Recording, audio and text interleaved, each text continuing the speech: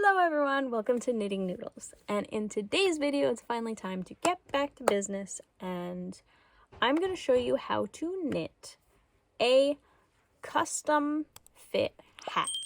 So it is getting chilly out and time to start bundling up, and hat season has definitely arrived. So I'm going to show you how to make something for your head that is made specifically for your head. Now, oftentimes what patterns will do is they will have a size range.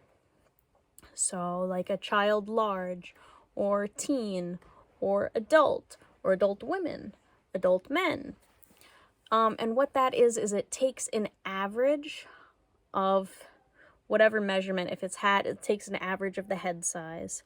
If it's, let's say, like a shirt or a sweater, it takes the average measurements of the average person, but not all people are average. So I'm going to show you how you can make something that is specifically for your body type, or in this case, your head type. It is important to note that not all patterns can be modified this way. Sometimes for more intricate patterns, you do need a specific number of stitches in order to work the pattern, otherwise it gets all wonky. But for something super simple, you can totally modify. So for hats, very easy to modify, and I will show you how. So let's get right into it. Alright, so the first step in making a custom fit hat is to measure your head. Now, if it's for someone else, you're going to have to measure their head. If it's for you, measure your own head. Now, there are many different ways you can do this. If you have I believe they're called garment tape measures, you can wrap it around. That would be ideal. I somehow misplaced mine. I have no idea where it went. So what I'm going to do is I'm going to take this cotton string. If you're going to use a string like me, make sure it's not something that's stretchy. Cotton is not stretchy, so if you have cotton, grab that. Something like wool is not going to work, because you can see it has a little bit of stretch to it. So you want something that's not going to stretch.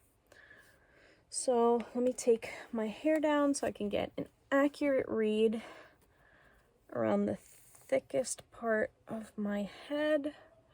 The hair also helps, because you are going to have hair underneath your hat.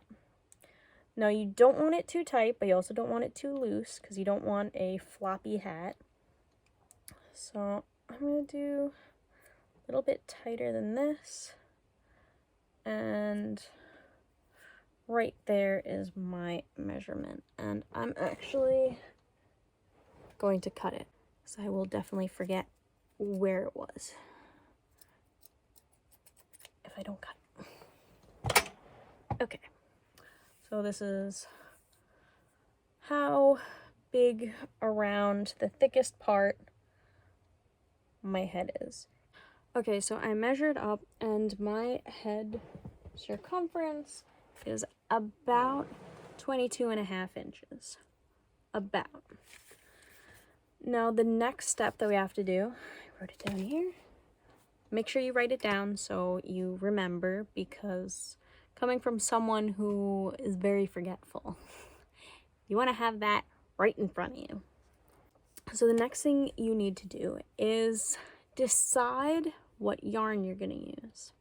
Now, this is not a structured pattern, so I'm not going to tell you what type of yarn, what size yarn.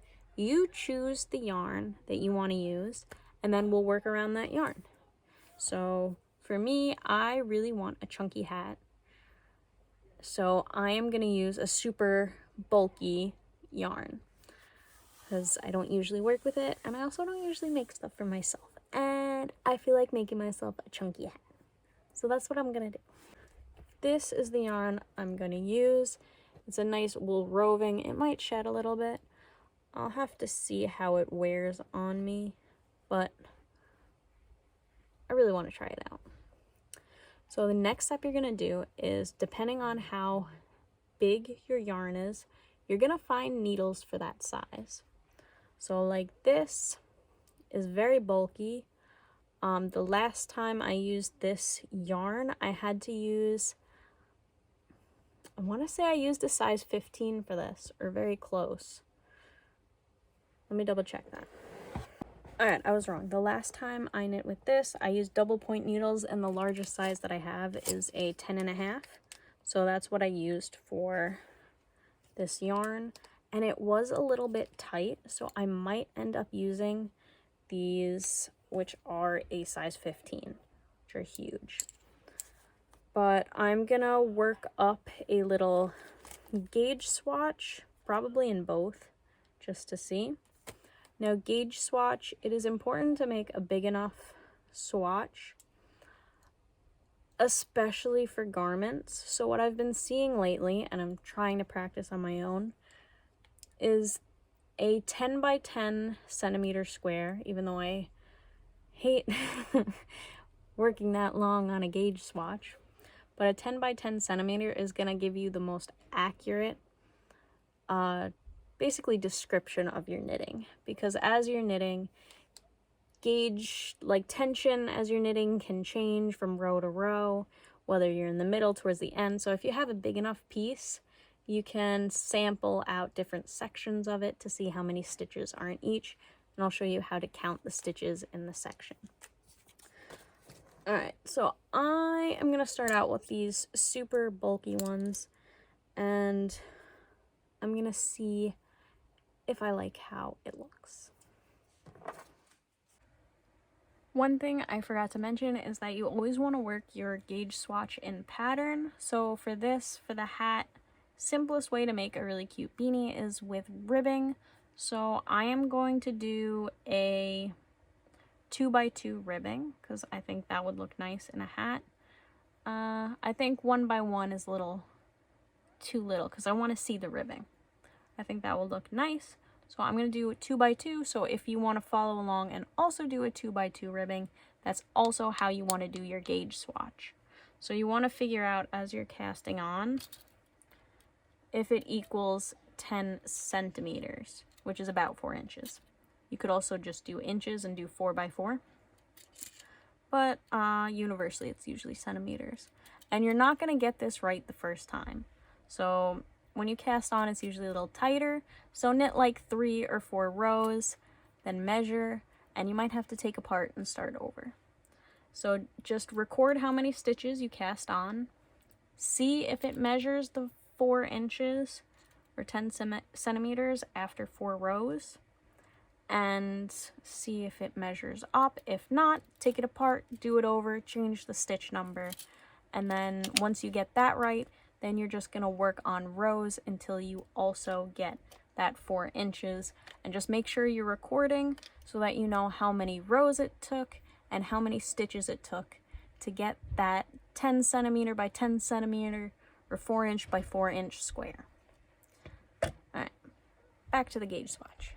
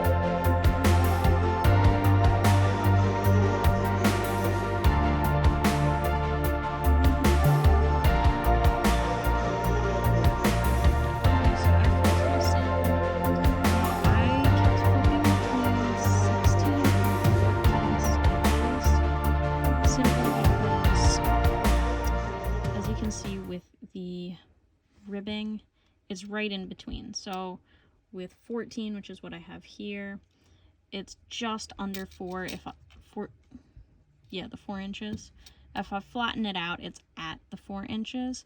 And for the 16 stitches. It was, even with the ribbing, it was over this. So I decided to go with the smaller, because if I push it flat, the right size, lengthwise, it's just underneath the 4, which I think is close enough.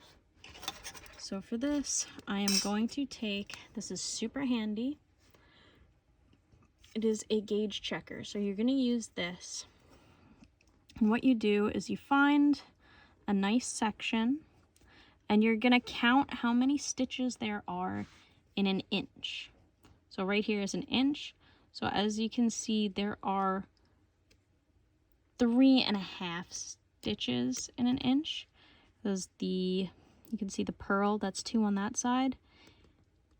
I'm pushing it flat here. Like half of that last purl stitches in here. So just to be precise, I'm gonna put the half, but really we're gonna round up. So we're gonna say, let's see, stitches. We're gonna say, these are my very rough notes, so you can see that I'm kind of all over the place with my notes. I'll probably organize it better later, but this is just to show what size needle I used, how many stitches, and how many rows I knitted. So for the gauge, see, 1 inch equals, we're gonna say the 3.5 stitches. And then if we count up, so right here, so the bottom of the V, that's the beginning. So that's 1, 2, each V is 1 row. So 1, 2, 3, I'd say that counts as 1. So that is 4. 1 inch, oh, I'm not in shot, equals 4 rows. So because you can't have a half stitch, we are going to round up here, so it is going to be 4 stitches. Now yours might not be the same as mine. I'm using a specific type of wool roving, and I'm using a size 15 needle, and I also pull the yarn a certain way as I'm knitting. So even if you use the exact same as me, your gauge might still be different if you knit tighter or if you knit looser than me. So this is why it's important to always take a gauge swatch, because each individual knitter is different. So for mine, I have basically 4x4 for an inch. Now if you don't have one of these, super simple, you're gonna do the same thing. You could choose somewhere in the middle, off to the side. I'd choose somewhere in the middle so you have more to count with, and you just find that 1 inch mark and you count it out both ways. So you don't need one of these. They're nice, super handy, but you could do it just as well with a ruler. All right, so now that is out of the way, you'll recall that we measured our heads. So this is the circumference of my head, and 22.5 inches is around. So 1 inch equals 4 stitches. You'll remember with your gauge. See how much stretch there is. So let's say if I pull it tight, let me do another gauge. If I pull it tight to stretch it, that 1 inch now becomes 2 stitches, and that 1 inch for rows, let's do stretch this way, that 1 inch becomes 1, 2, 3 rows. So with the stretch, also make a note of that. So let's start here with our head circumference.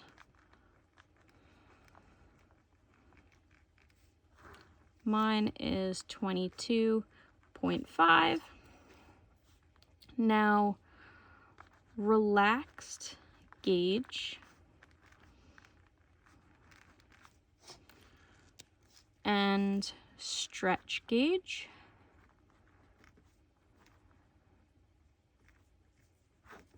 We want both of those. And make a note, let's say down here, size 15 needle for 4x4 equals, or you could write 10x10, means the same thing. Let me find where it was. It was 14 stitches. ST means stitches. Put a comma, and we'll do, mine was 12 rows. R means rows.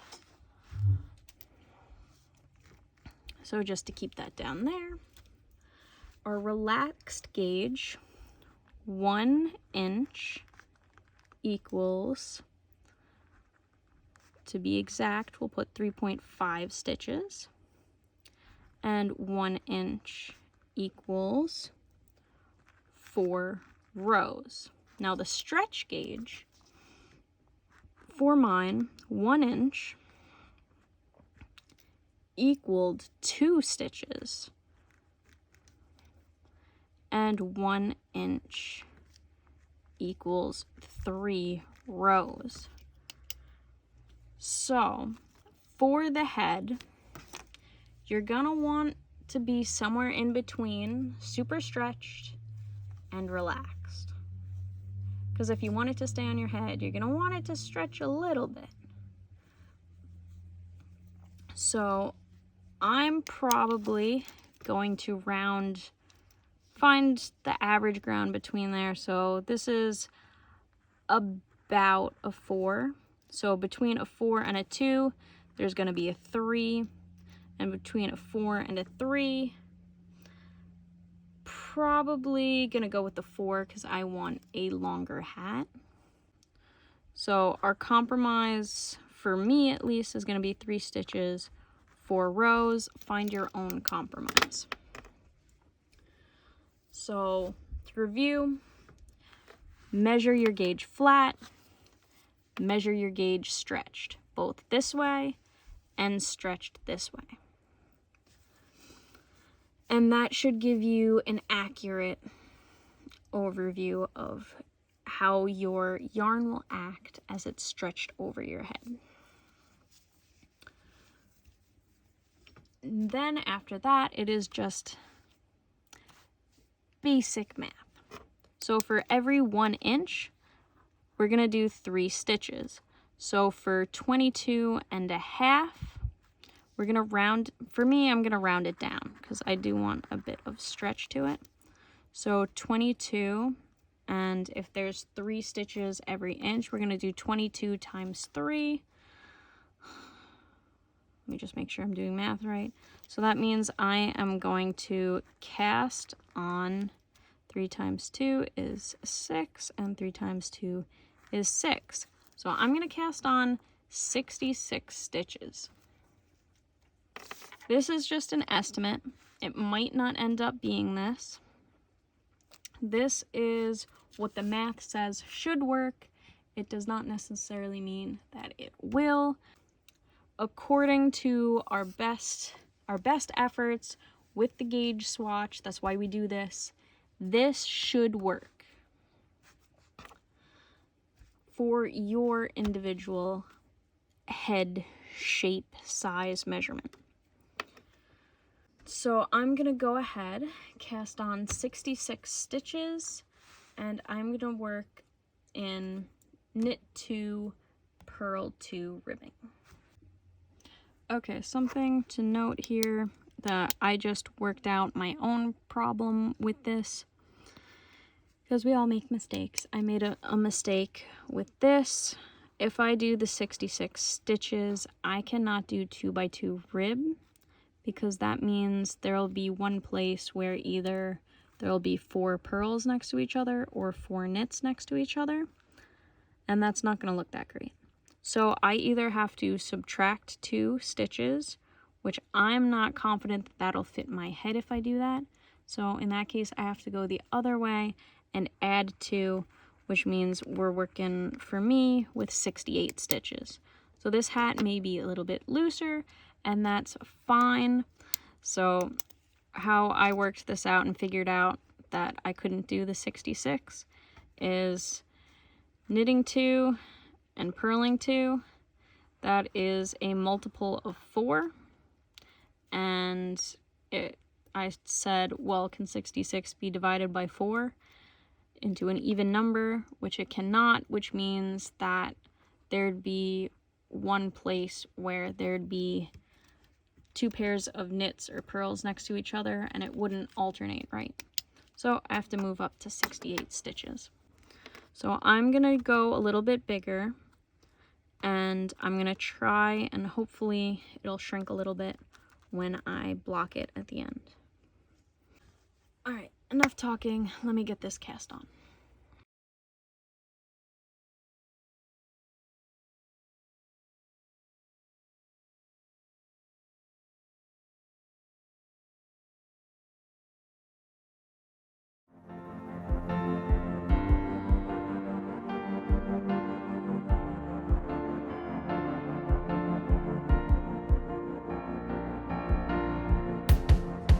My phone died before I could finish, but I was showing you how to do the magic loop method, because for my hat, this, what's it called, length for the circular needles is a little bit too long.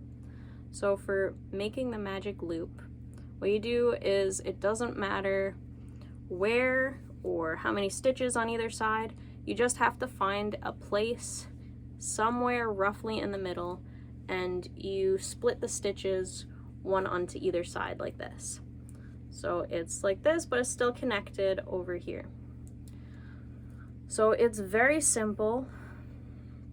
All you need to do is, when you start knitting, is your right needle, right, is going to slide down. You're going to make sure there's still a gap here so it doesn't connect back together. And you just keep on working in the pattern. So I just knit 2. I'm going to go ahead and purl 2. Now if it does close together and, like, whatever, join back together, it's fine. You just separate it apart. It's not a big deal. This is just a method to make it so you could work a smaller project on a longer needle. And you just continue on. And I'll show you what to do when you finish this. Once you get to the end here, like, see, it kind of came together. You just separate it again. So once you get to the end of this, I'll show you what you do next.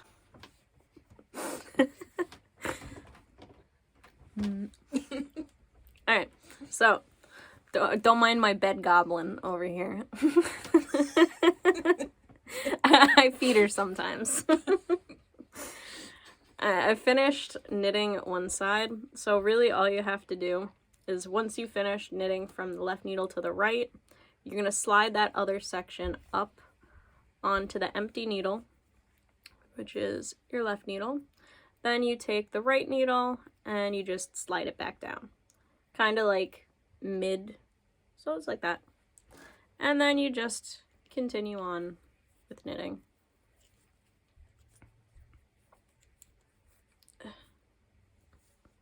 The first few rows are the hardest. Once you have this going, it gets a lot easier. And then just like that, you just keep going, and you try to keep the 2 sides separate. And yeah, I will do a more in-depth video of the magic loop. This is just like a basic overview. So let me know if you want to see a more in-depth video of this method, because it is very helpful, and I only recently learned it, figured it out, and I can't believe that I lived without this, because this is a lifesaver. Money saver too, because then I don't have to buy a million different circular needles. Alright, back to knitting this.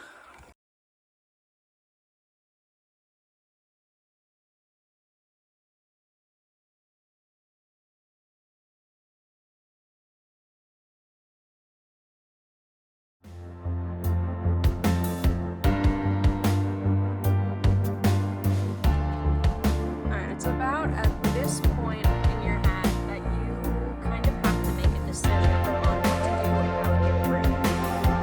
So the brim is the little part that either you roll up or you don't have any at all. So I believe if you don't have a brim, it's called a skull cap, and it just sits flat like that around your head.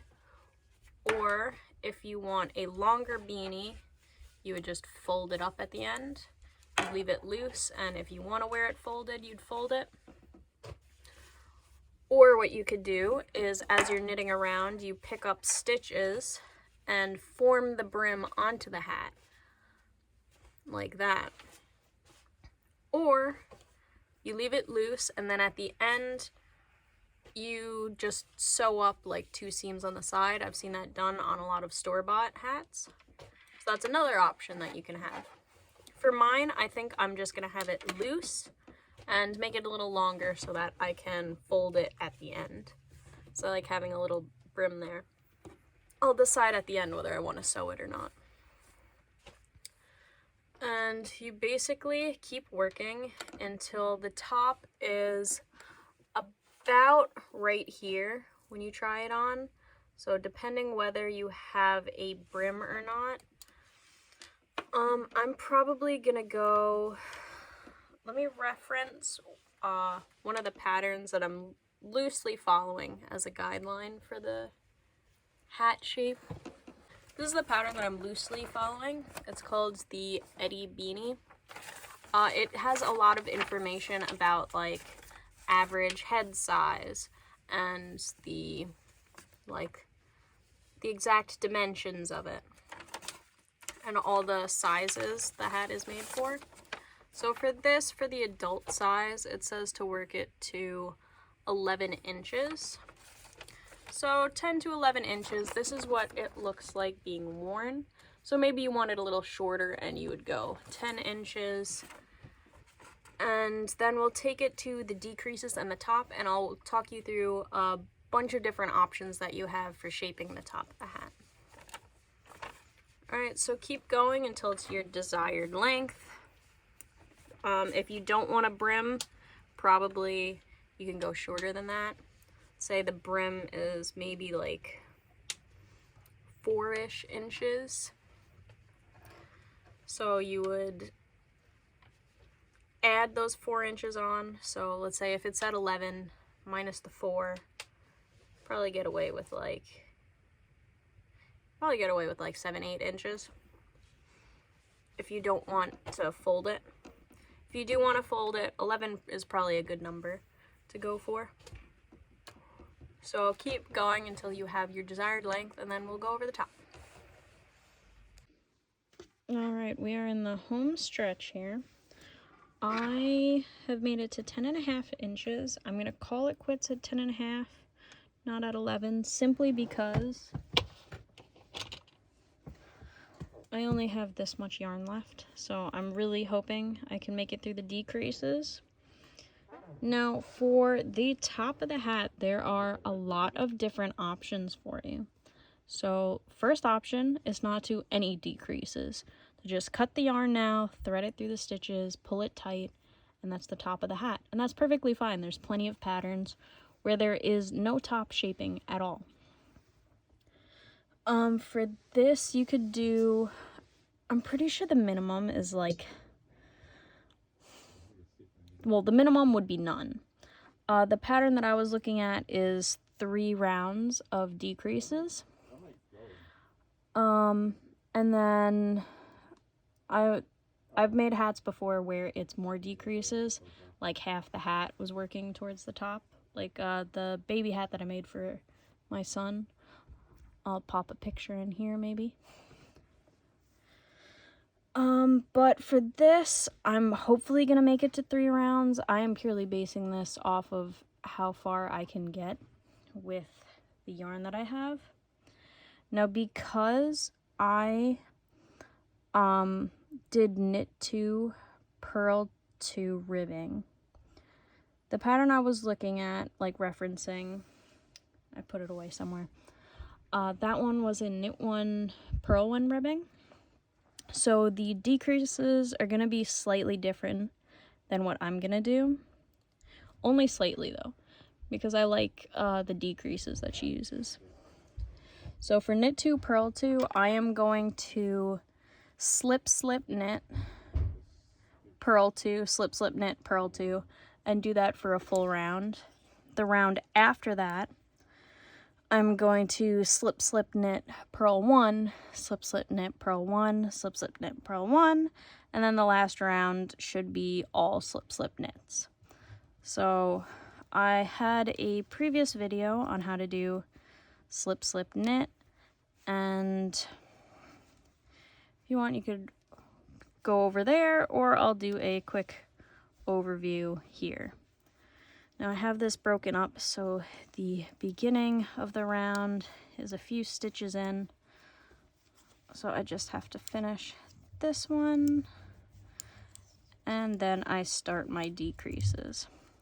So slip, slip, knit is a, I believe, left-leaning decrease. Let me double check that. Yes, so slip, slip, knit is a left-leaning decrease. Knit 2 together is a right-leaning decrease. So for this, I want it to effortlessly blend together, and I think slip, slip, knit is a tiny bit more invisible than knitting 2 together. So I'm going to do that method. So all I have to do for slip, slip, knit is I go into the first stitch as if to knit it and just slip it over to the other needle. I was out of frame. So you go into the first stitch as if to knit, and you just slip it over without knitting. You do that again for the next stitch. You put your needle in as if to knit, slip it over, and basically you slip both of these to the back to the other needle, or you can think of it as taking your left needle and putting it through the front of both of those stitches, and then you just knit them together. What this does is it makes the first stitch go over top of the other stitch. If you had done knit 2 together, that second stitch would be over the top of the first stitch, so that would make it right leaning. But because we slip, slip, knit, that means that first stitch goes over top, making it lean to the left. So again, we purl 2, slippity, slippity, and then knittity, just like that. On the next one, I will show you a knit 2 together, just so you can see. It's a little bit easier with this bulky yarn. You could really see the difference. All right, so for the next one, I did knit 2 together. See how that top stitch, that first stitch leans over? You can, I don't know how clearly you can see on camera. In person, it's very clear the difference. You can see the difference pretty well. This is slip, slip, knit. This is knit 2 together. I just feel like slip, slip, knit is a lot neater. And so I just like, I don't know, it almost lays cleaner. But maybe that's just the way I knit. But yeah, we're just gonna continue, or I'm gonna continue that for mine. If you chose to do a different type of ribbing, modify for your work. My idea for this is it takes it down to 1 knit stitch, and so once we get to the purl, it's gonna be more of a mild decrease. You're gonna, especially with the purl stitch, since this second stitch is gonna lay over top, you're not gonna be able to tell that you would just knit a purl stitch. It kind of just gently makes it disappear, which is why slip, slip, knit is nice for these decreases. So let's say you did a knit 3, purl 3 ribbing. You do the same process. Go around the first round just doing slip, slip, knit on the first pair of knit stitches. So let's say you did knit 3, purl 3. It would be slip, slip, knit, knit 1, purl 3. Slip, slip, knit, knit 1, purl 3. Then the next round, you would do slip, slip, knit, purl 3. Slip, slip, knit, purl 3. And then the third round, you would do slip, slip, knit, purl 2. Now you could take this all the way until there's no more purl stitches, or you could end it right there and just pull it snug. It's completely up to what you want your hat to look like, how rounded you want the top to be, or for like a beanie, if it doesn't really matter to you. So yeah, I'm just gonna continue this, and I'll come back for the next round, I guess. I'll come back for the next round. Okay, it's the next row. So we are again going to do slip, slip, knit.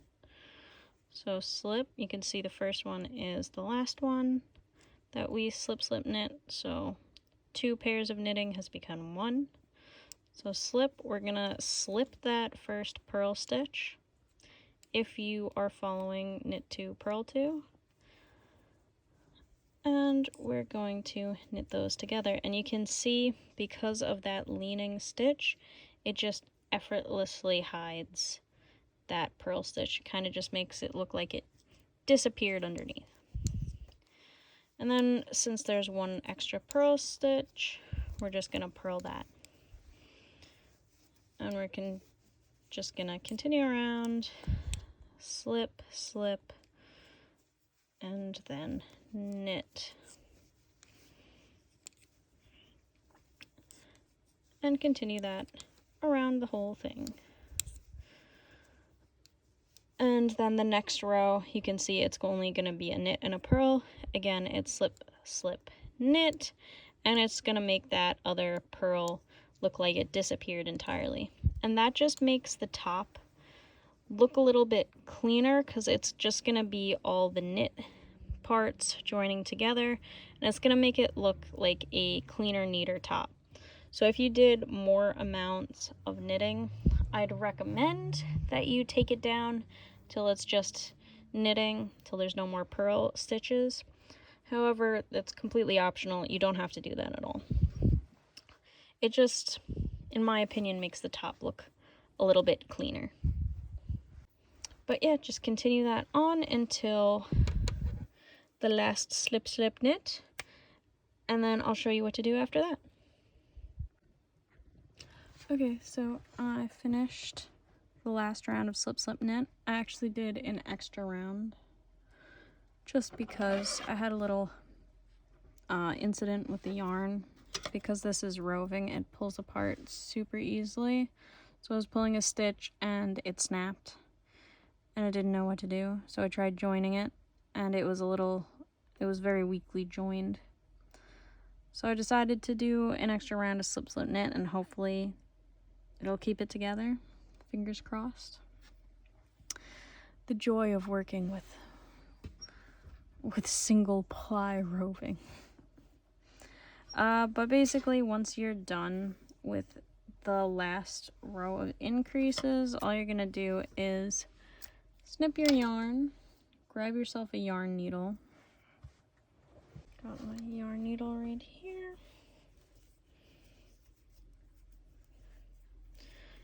And all you're gonna do is take this and thread it through all the stitches. So from where you left off, go to the next stitch, and you'd literally just loop it through. There's no decreasing, like casting off, I mean. There's no casting off, you just thread it through. For this side, you're gonna want to come in from the back. If you don't feel comfortable taking it off the needle to do this, you would just thread it through like this, or alternatively just slip them all off the needle and go through like that. And you just pull it through like this. I'd suggest at this point you push it through to the inside. It's not going to be seen as much. I choose this as my inside, even though it matches both sides. And you're just gonna weave the ends in for a little bit. There's no rule for how much weaving. If you want it to be nice and secure, since it's the inside, you can tie a knot. I know a lot of people say only weave in knots are too visible, but I like myself a good secure knot. And since it's the inside of the hat, it's fine if there is one or two. And you just kind of weave in until you feel comfortable. One of the best tips I've gotten is, instead of just going underneath stitches and weaving in like that, try to pierce the yarn itself. So try to go through it. This ensures, once you're done, that the fibers kind of mesh together, and it is going to be harder for your work to come apart because it's literally being grabbed by another set of fibers going the other way. So it's going to be less likely to pull out. Right, and then just clip that short, and that's that end woven in. Now, conversely, you have this end over here. You could sew it up with that. I think I'm just gonna weave it. So I'll weave it in and come back once that's woven. Okay, so I finished weaving in the ends. Now the true result is seeing how it looks. So let me put this on for the first time. That is a very slouchy hat. Let me roll. Oh, that's very cute. Oh, I like that. It is a little loose. Next time I would definitely make it those 2 stitches smaller. So 64 instead of 68. But it's still very comfortable, very warm. Now, you probably might think that this is the end of it, but no, there's one final step.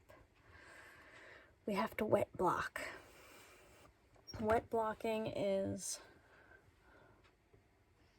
one of the more important steps that you have to do because it will reshape your knitting. So wet blocking, all you have to do basically is just dunk this in water and then dry it. You can make it into washing it, so I might add like a drop of wool wash in there and just dunk it, squish it out a little bit. We never wring or rub while we're doing wet blocking with anything because it agitates, makes it fuzzy, kind of ruins the look of what you're doing, especially for wool. Agitating is what turns it into felt. So don't want to do that. You just dunk, maybe soak it for a little bit, squeeze it dry, and then lay it flat in the shape that you want it. Wet blocking allows you to either stretch out a project or make it shrink a little bit and kind of just play with it so it stays in the dimensions that you like. Also, wet blocking can help an uneven gauge. So you can see on here, I'm not used to working with bulky. You can see that a lot of these stitches, like this, is bigger than this. So the gauge is a little off. By wet blocking, it kind of redistributes everything and makes it a lot more even. So that's another benefit of wet blocking. It kind of just makes it more uniform. So probably gonna do that later, maybe in the morning. And I'll probably put in a picture of it being done over here. Thanks everyone so much for watching. I hope this helped you. I hope this was clear enough instructions on how to make a pattern for your head. This is completely just a basic guideline. You can take this however you want. You don't have to follow exactly what I did. Basically, all you have to do is measure your head and then work out how many stitches. If you didn't want to do ribbing, just working in stockinette stitch, you could also totally do that. Makes the decreases a little easier. You can still have the option for a beanie, which is going to be the easiest hat for you to make for a custom project without doing a whole ton of math. That you still have the option between no decreases or 3+ decreases to make that top shape. Alternatively, you can see right here, you would just scrunch that in like that. That's kind of how it would look if you just ended it there, which honestly isn't that much different. But yeah, I'll see you all next week in my next video. Bye!